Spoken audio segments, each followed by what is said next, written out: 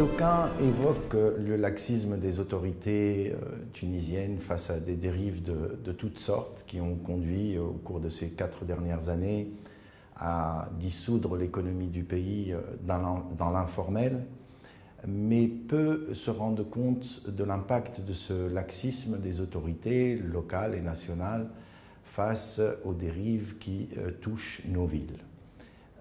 Aujourd'hui, l'état de nos villes est devenu préoccupant. Nos villes sont transformées en dépotoirs et en décharges publiques à ciel ouvert. Et peu de gens font cas de cette violence, de la dégradation de notre environnement qui touche tous les citoyens. Souvent, quand on évoque ces problématiques, on nous renvoie à des questions de culture ou de mentalité du citoyen. Selon moi, ces excuses sont plutôt de nature à nous décharger des responsabilités individuelles et collectives face à ces problématiques.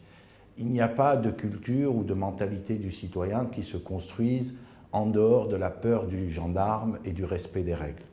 Il s'agit donc fondamentalement d'une question d'application de la loi et de prise en charge de ces problèmes par les autorités publiques.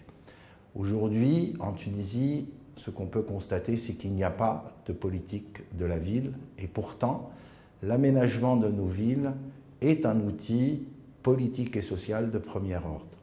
La ville est l'endroit où le politique peut prendre en charge les aspirations du citoyen, ses contingences, à travers ses déplacements, son école, ses loisirs et l'ensemble de sa vie au quotidien.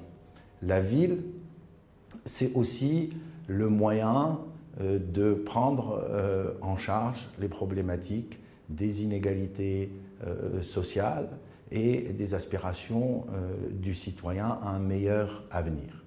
Pourtant, ce qu'on voit aujourd'hui, c'est que ces politiques de la ville ne sont pas prises en charge et même au-delà de cela, nous constatons que les élections locales et régionales sont repoussées constamment sans qu'on ait une visibilité sur cette échéance importante pour le citoyen.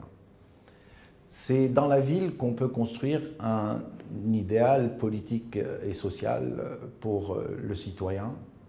Imaginer des villes où on partage plutôt que des villes où on se barricade et construire des villes intelligentes, des villes attractives pour l'investisseur pour construire la ville de demain. C'est cette politique-là qui doit être élaborée, c'est cette vision nouvelle de la ville que j'appelle à formuler par les pouvoirs publics, mais pour cela, il serait aujourd'hui temps de se pencher sur notre environnement et d'essayer d'apporter aux citoyens un meilleur environnement, tant pour sa vie au quotidien que pour son développement humain et professionnel.